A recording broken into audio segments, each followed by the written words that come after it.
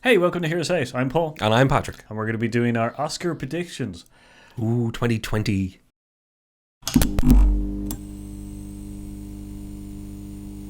That's right, Oscar predictions 2020.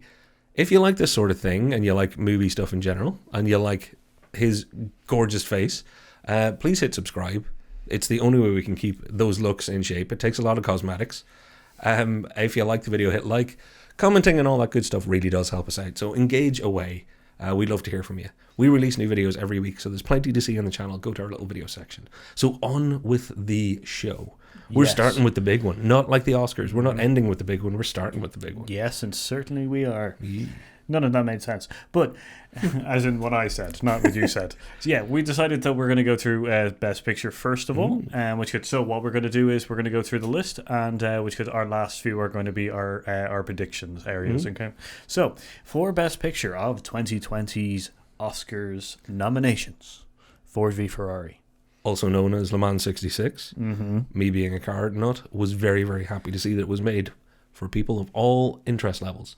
It brought more people to my car interest. So fair play to it. And I was also very proud of our It's Like Apollo 13. Yeah. It was very, very kind of like, you might not be into space, but you're going to like Apollo 13. Exactly. You might not be into cars, but you're going to like Ford v Ferrari. It's awesome. See it if you haven't. So the next nomination is The Irishman. Which is still playing somewhere on my TV, I'd say. Yeah. It's long. It's so long. But it's good. But it's long. Yeah, Martin Scorsese's return, which goes after slagging the Marvel, he decided to do a Netflix film. Yeah. Also, Netflix second year in a row with the kind of the big Oscar noms after Roma last year. That is very true. Which is Jojo Rabbit, Taika Waititi. It's been a year, people. Taika Waititi. You say it perfectly every time now until you think about it. It's Taika Waititi, and I think it's fabulous. I genuinely think it's fabulous. I don't know what all the hate for it that some sections of the community have. I actually think it deals with its subject matter very well. Oh, yeah. It's a very nice piece there. Little Woman. Let's face it, story. Classic. And it's we talked about this in a previous video. It's been made a lot of times, but that doesn't mean that it shouldn't be made again and made well, which, fair play. I think the reason, just to go I think the reason that we're also fine with it is because most, like I say, 90% of the time to 100% of the time, every time it's been made, it's been quite good. Yeah, and this is Gerwig's version, and I'm looking forward to it doing well on the night. I don't think we're not picking for winner, as you can tell, because it's too far up on our list. I think it'll do well in some of the other categories, though. The next nomination is Marriage Story. Adam Driver, one of my favorite actors. Yeah. Scarlett Johansson having one hell of a year. That is very true. Endgame, Marriage Story, Jojo Rabbit. She has just, what a year. She's getting better and better parts. Which goes, the next nomination is which is Once Upon a Time in Hollywood. Quentin Tarantino's film. Maybe his last. Yeah, he says he's going to do 10, and this is technically number 9. And there's a good chance that, he was going to do a Star Trek one at one point. So this could be his last real Quentin Tarantino film. So I wonder if the Academy will factor it in. I'd give it an outside chance at Best Picture. It's very interesting. So, which is our next nomination, is Parasite. Yeah, which this is one I'm going to be honest, haven't seen yet because it's difficult to see in Ireland where we are. But all the people I like that we know and trust say it is unparalleled. It's amazing. So I am very excited for this. We've been trying to source it out, source it out to find it. Yeah. So, but we haven't yet.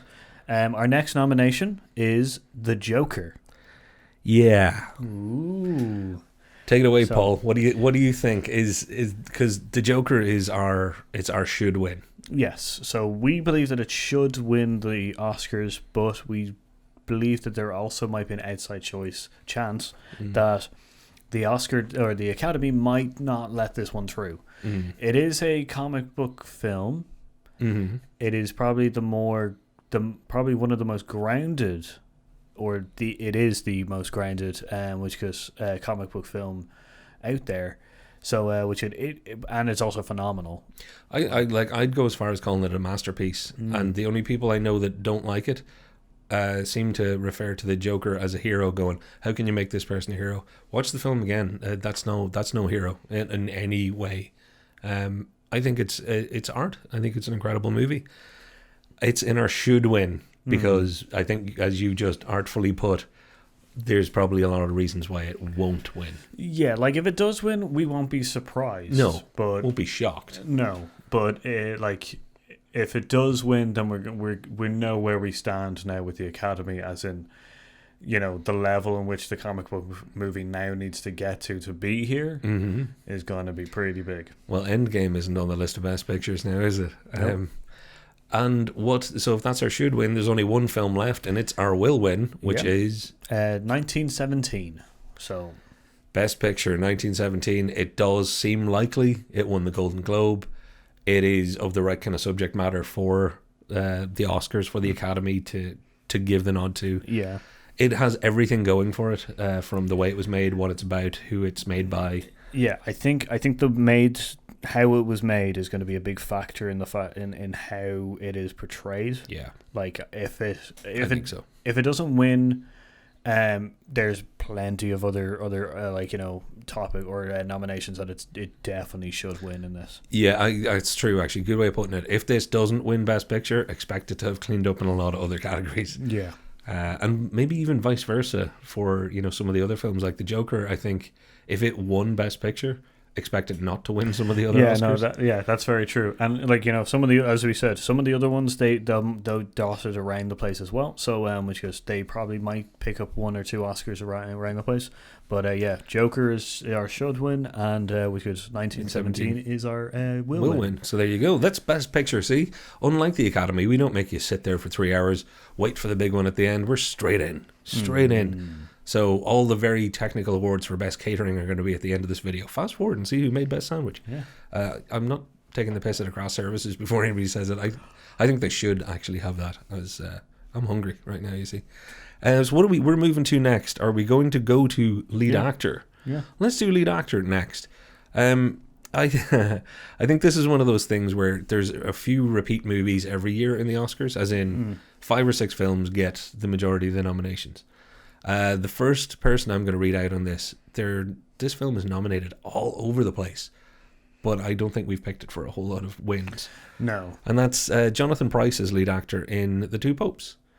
He himself has admitted when the Pope that he plays was nominated or ordained, or, you know, selected by the Cardinals, he's like, oh, he looks a bit like me, I might have to play him, which I think is really, really cute.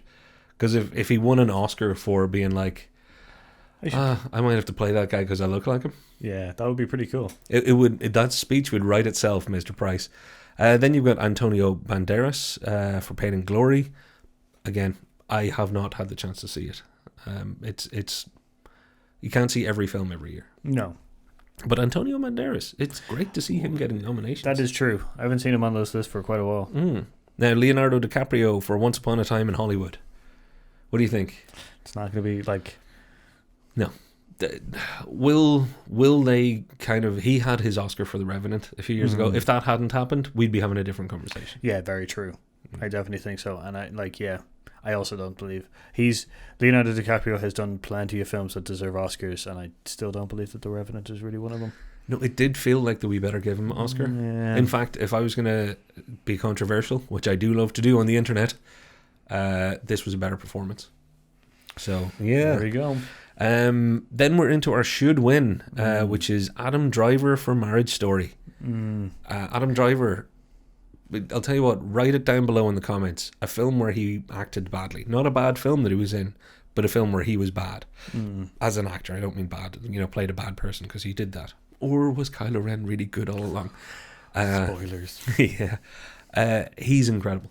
He's a phenomenal actor, and he's come out of, for me, he came out of nowhere. The first time I saw him was in Star Wars Force Awakens. Okay. And then he's just spread throughout a lot of movies, which have just been getting better and better. So I'm happy to see him. I was happy that I got to notice him in Star Wars, and I'm happy that he has spread his he's shown his range. He had that kind of Oscar Isaacs thing of he showed up in a few things before he had his big break, and it was like, well, that guy's really good. And then there was just a 2-year period where he was everywhere, and everything he did was great. Like, I'm starting to sound like a fanboy, because genuinely I kind of am.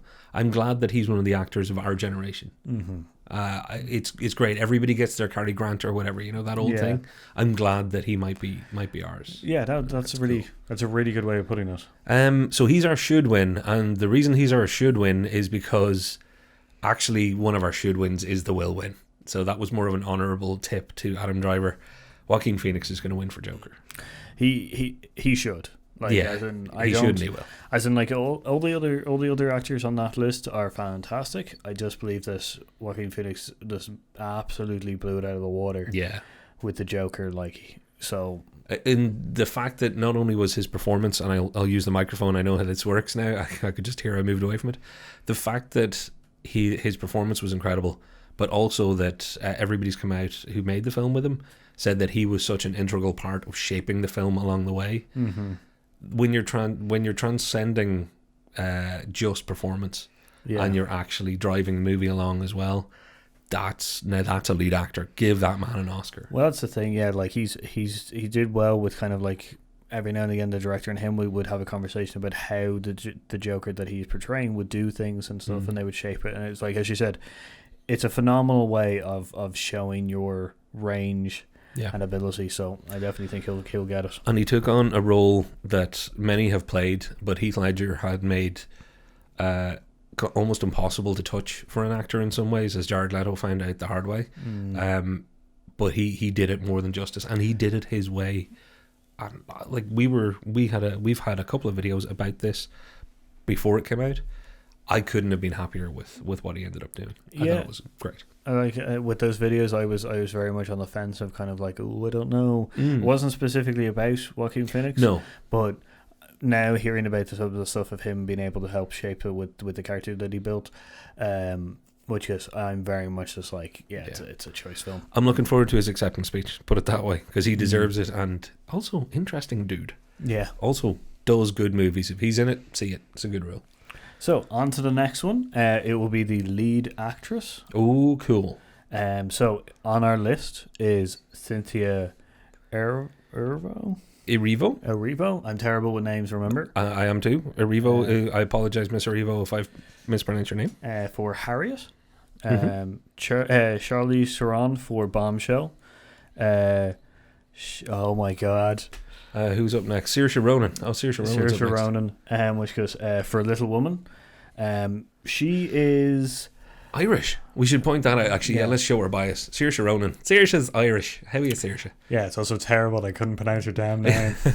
Saoirse, when you see Saoirse written down, all of a sudden you realise how tough it is to not be Irish or Americans when they read it. No. I know, like, that can happen to anybody. But she is one of those people that she came out of nowhere for me. And she's been nominated for, like, is this her 4th or 5th nomination? Yeah. Like, holy God. It's not like we were all sitting around in Ireland going, God, I can't wait till Saoirse Ronan's famous across the world.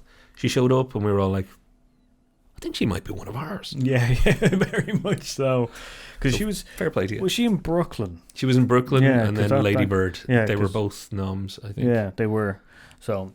which is so she's our should win, just because we're showing our home field advantage for that's just as being, that's also not like entirely true, which she's also a fantastic actor, which goes for Little Woman as well is just a great movie for her. Yeah, you can accidentally be nominated for an Oscar once, but they don't nominate you a bunch of times in a row before you're even 30. So exactly. And then Renee Zellweger is back. Yeah, she's back, everybody. And you might be like, from where? Well, when's the last time you heard or saw Renee Zellweger? She got her big break with Tom Cruise in Jerry Maguire. Then bolstered her career on the back of the Bridget Jones stuff. Then had an interesting career path that didn't go quite right. She was in which was Empire Records as well. Oh, way back. Yeah. Jeez, yeah, good. Which is one of my favourite movies of hers. He should have a movie podcast or vodcast. Which is so like she's playing Judy Garland. She's doing the Judy Garland story. There's a very good chance she'll win. There's a very good chance. She's my guess for will win. But that's just based on me kind of going, Hollywood loves a comeback story. True. And it's also a little bit inside baseball that she's Judy Garland, the person she's playing in the movie, is a bit of a Hollywood.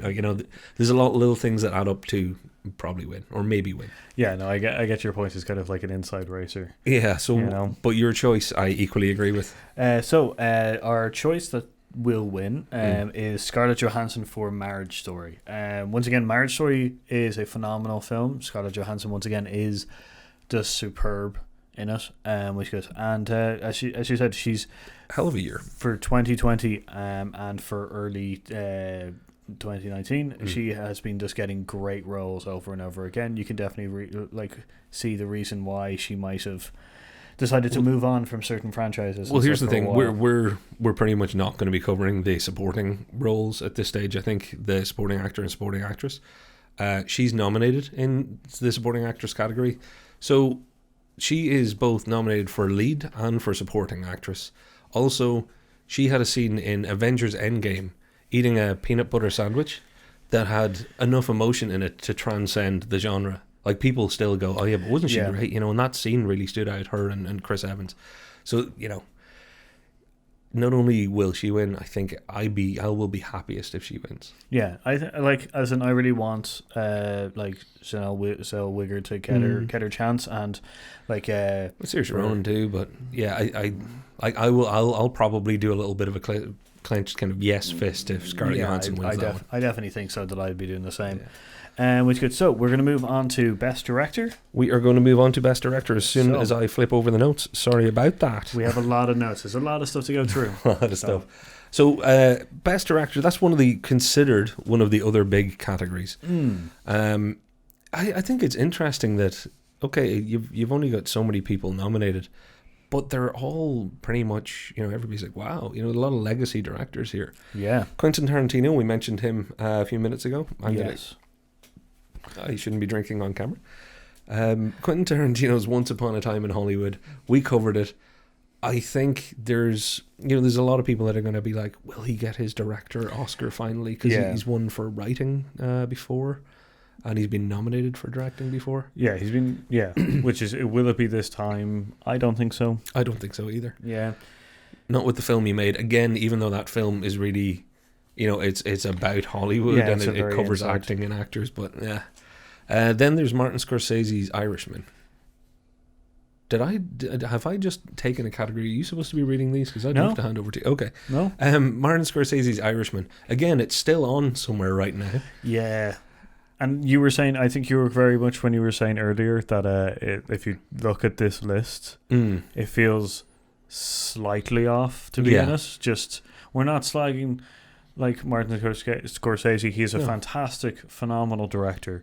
But in this list with The Irishman... Yeah, the way I'll put it, for me, The Irishman is good. The Irishman isn't great. Like, it's very good. There's some brilliant performances in it. It deserves recognition. I just don't know if really, directing, cinematography, some of the things it's gone up for, it's not his best film. It's not his best edited film. It's not his best shot film. Yeah. Pick 5 or 6 of his other films and you go, okay, well, yeah, it's not Raging Bull. It's not, Casino. It's not Goodfellas. But it's starting to feel like a little bit, I think you said it, this is because it's a Scorsese, we're going to nominate it. Yeah, like it feels a little bit because of like...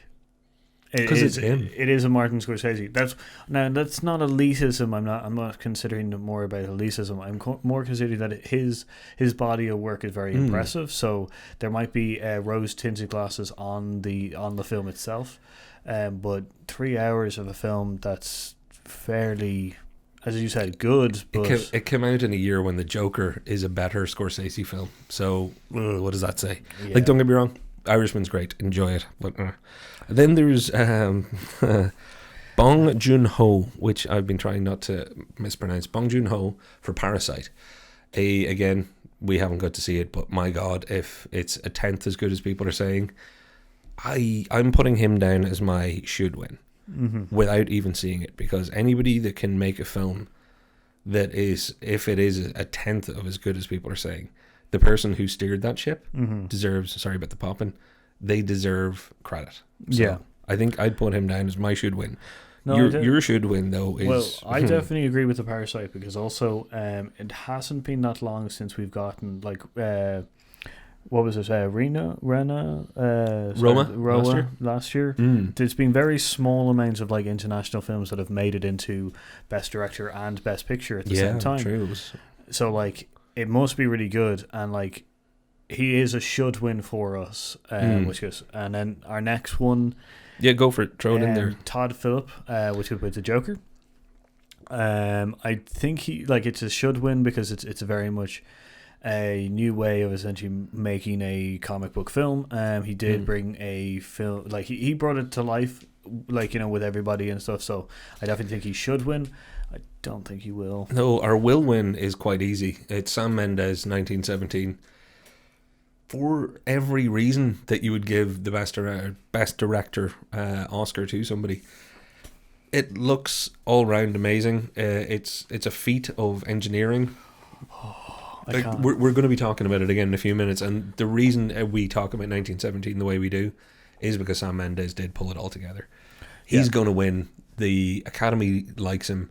It's 20 years this year since American Beauty, so there's a nice symmetry to that for them. They'll be like, you know, that's come on, we go. True. So there's a few things kind of going for him. Yeah, like 1917 is just a phenomenal film as well. So, you know. But yeah, I didn't think about the American Beauty kind of symmetry kind of thing. Yeah, Hollywood does like to sometimes do that. Well, they don't mind creating a little bit of a headline too, you know. That's very true. So on to our next film, or on to our next category. It is the animated features. Thank you for finding that, because I was looking at the wrong page. Which is Missing Link, Chris Butler.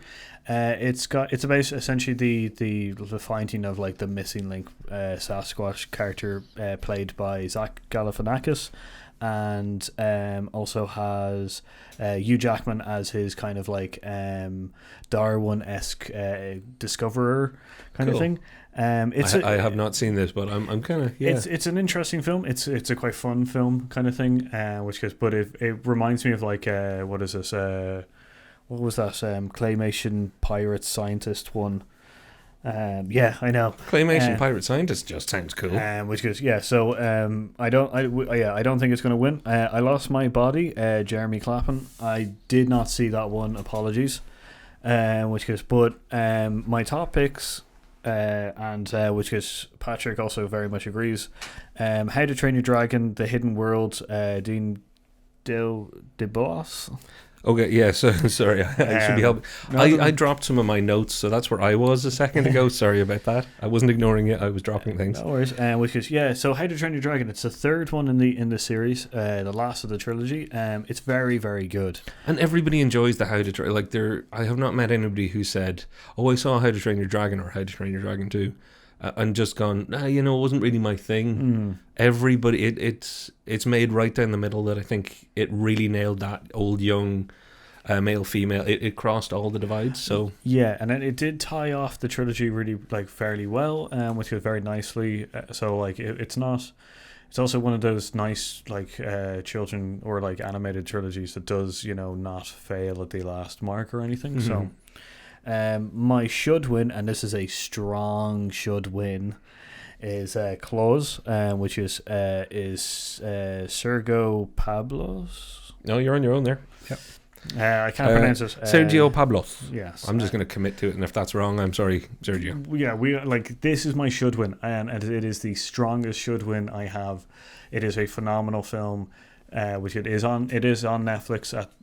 I do recommend seeing it. I saw it. I did cry, I did tear up on it, and you all will too. But you should watch it. It's got Simmons. What's his name? Is it J.K. Simmons? J.K. Simmons. Yeah, J.K. Simmons in it. Which is sorry. The look on my face was Gene Simmons from Kiss for a second there, and my brain went. He was. Yeah, that was why I was trying to skirt the thing there. That is my should win. I do think that Toy Story 4, which goes with Josh Cooley, probably will win. Yeah. Not for. I have no problem with it. It is once again, the animation is also very good. The story is also pretty good. But it's one of those names that kind of pop. And we did point out something together.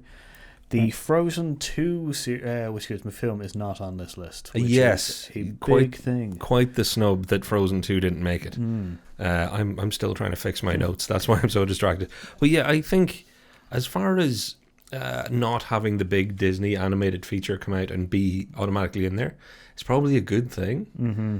And I'm wondering, is that little mini snub a little bit of Hollywood going, all right, you've got just enough now. You owned movies forever. You made all the money. Now you're going to make all the TV. Yeah. Slow your roll. We're actually going to take animation away from you. You know the thing you started with? Yeah. You're going to start giving that to somebody else. It could be true. A little bit of a pushback. So that's the shoot or the will win is Toy Story 4 for animated feature. Yes. The next we're going to go on to cinematography. Yeah, cinematography. I'll take the pronunciation on this. So thank God. For the Irishman, we have Rodrigo Prieto. Apologies. Listen, you're doing better than I am. I don't know. I get the hate mail in the mailbag. Again, Irishman. Cinematography. Good. It might be a little class with the names. Not the people, not the great cinematography. A great cinematographer. Good DP, but you're about to hear films that just really stepped it up a level compared to The Irishman. It's a surprise because, as you said, The Irishman is good across the board, but then the films it's being up against is... Well, for starters, the next up on our list of nominees for cinematography is Lawrence Sher for the Joker. Joker is like it's become part of the fabric. People talk about it. It's visual. Like its visual grabbed people. It's made an indelible mark in some people's minds. That's well, like it's phenomenal, and having the cinematographer, like the cinematography, the music, the best director, best Oscar, or best actor, but it's going throughout the field of just showing how much of a high flyer it is. And as you said, the cinematography in the film is surprising. Now, I don't mean that to be mean. It's more that it's a film where it's so beautiful as well to shoot. So yeah, and like that's why, and again, not picking on The Irishman, but when you put the two of those side by side, you're like, really? Now, unfortunately for me, and I know people have told me how good this is, I haven't seen The Lighthouse yet, and that's Jaron Balchke. Going to say from the trailers I've seen, I can understand why it's nominated. It's one of those things of, I'll bet you that's good. Then we have our Once Upon a Time in Hollywood again, Robert Richardson. Works with Tarantino a lot, so he's done a lot of Tarantino films. It is, for my money, the best shot and made Tarantino film of them all. So Once Upon a Time in Hollywood deserves to hang in this kind of gang with the Joker and the Lighthouse and stuff. So I definitely agree. But there can only be one winner. And usually when you see this man's name on a list, there can only be one winner. It's a fairly good... Yeah, it's Roger Deakins with 1917. Again, 1917's nominated all over the place. This is one of those ones where I think it's a should win and a will win. Yeah. Without any real question. Like, I think Joker might give it a little push, but I think it's going to walk out with that. I do believe so as well. Roger Deakins, Blade Runner 4049. Yeah. 1984 originally, way back. Yeah. No. I was actually I was just like, no. He's done movies with year names or year titles. You mentioned this in our last video. He has changed the game in a lot of ways. He's incredible. Yeah, it's very much the way that this film was shot, has probably put it into this is the category that I was talking about. It should definitely win because of the methods it used to get the shots it got. So it's a fairly good bet. I'd love to be a director of photography myself, but if I was going to learn from anybody, it's not just his eye, it's his attitude. And I think it's his attitude that when you hear him talk about the craft of filmmaking, you kind of I know now why you can watch movies that he made and feel things just from the visuals and just from the motivated camera movements and everything. The man is going to get another Oscar before he passes, and that's going to be a Lifetime Achievement Award. Yeah. And he's walking away with this one. So are we into our honourable mentions already? Honorary mentions. Oh, so these are things we're obviously not going to cover every. This video is already probably 20 minutes long. We're not going to cover every single category because that's no fun. So let's call out some interesting stuff that we've spotted in other categories. I definitely think so. So, would you like to go first? Adapted screenplay, The Two Popes, Anthony Mercarton. It's very good. Like I watched it. Actually, funny enough, I watched it immediately after watching the Satanist documentary very on good. Netflix. It was very surreal, but yeah, it's a very, very good adapted screenplay. Also nominated across the board. Both Anthony Hopkins is in as supporting actor. Yeah. Price is in as lead actor, as we covered. It's nominated in most categories, or at least half the categories, and it's probably not going to win in any of them. But I think it's going to win in this. It's got this one. I would say it's going to be the you get that, and that leads us to then the original screenplay, which I think Noah Baumbach is going. And it's funny that Greta Gerwig, his partner, I don't think they're married, but it doesn't really matter. They're together, so she has Little Women doing well in one half of the table, and he has Marriage Story doing well in the other half of the table. They could go home and put an Oscar each on either side of the mantelpiece. But he's getting the adapted or the original screenplay because it's the type of film that without the way the screenplay was created, it wouldn't have worked. He's getting recognition, I would say. There's no point in talking about the rest in that category. That makes sense. Production design, Once Upon a Time in Hollywood, Barbara Ling and Nancy Hugh. Yeah. Hey. Which is like the production design in most of the Quentin Tarantino films are all very, very nice. He does like his aesthetic. Which is so like 1917 did pretty amazing too, but when you can create old Hollywood for blocks upon blocks upon blocks in shots, like he didn't just do storefronts, he really, they delved into it. They spent their money wisely, I think, actually. Yeah. See Once Upon a Time in Hollywood, even if you're not a Quentin Tarantino person, because it's a visual treat. Yeah, no, I definitely agree. Like 1917 is in this category, and we're very sure that the production design is also very authentic. But we just believe that it's a little bit like 1917 is going to be a great film, but the design and stuff like that's probably going to be a little bit done before. Yeah, I think they're going to want to maybe reward certain behaviors, if you know what I mean. Yeah, the new and novel and the stuff that tilts to Hollywood's golden era. What's up? Oh yeah, this is the one that you. I was like, we cannot close this video without mentioning original score, and that's the Joker. And this is somebody's name who I have tried to say a whole load of times. It's Hildur Guðnadóttir. So that's how you say things quickly, even though you're getting them wrong. I watched The Joker. One of the first things I said to you after I saw it was, man, and they say you should never notice the music. Yeah, the score in this film was an extra character for me. I absolutely adored it. It emotionally grabbed me and put me in the right place and made me feel the right level of dread and anticipation at the right times. It was John Williams' level of good. Yeah, no, I definitely agree. Like once Patrick kind of pointed it out to me, it like flooded into my brain that I was just like, wow, actually the score was very good. It did bring me, like, it was like, that cartoon where like it's the smell of a really nice like food comes into the room and then she grabs like the cartoon character and drags you along. The music was very much like that. It was a very big hand in how you felt, the emotion that you got. Which was it was so complimentary to the story. The stressed strings and the almost the tuning of long string. It was just great. Every time I watch The Joker, I think that's going to be one of those things. Even when I'm bored of the film, because I've seen it so many times, I think that's the last thing that's going to lose its shine. So fair play. That's great. And then the last little throwaway is our last, which is honorable mention, is a visual effects, and it's for Avengers Endgame. So this is chalked up with a lot of visual effects. Yeah. Which goes so. Also, it bears mentioning because we are now doing the Oscars in a year when Avengers Endgame come out, $1 billion, $2 billion. Will it be $3 billion? Oh my God, Robert Downey Jr. is going to have an Oscar campaign. All sorts of people talked an awful lot 6 months before the Oscars about Endgame and the Oscars. And then it all just died off. And now it's nominated in visual effects. Yeah. And it mightn't even win.